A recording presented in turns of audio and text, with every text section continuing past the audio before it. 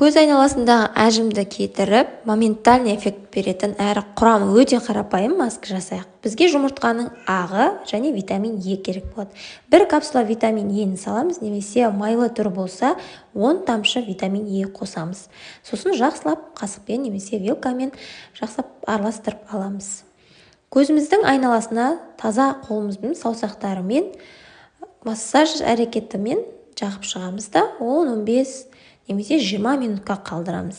Сосын жылы сумен жуып, артынан өзіңіз ұнататын кремді жағамыз. Бұл масканы күнделікті жасауға болады. Курс 10 күн, яғни 10 күн бойы қолдануға болады. Бір жасап қойған маскаңызды холодильникте бетін жауып 5 күнге сақтауға болады.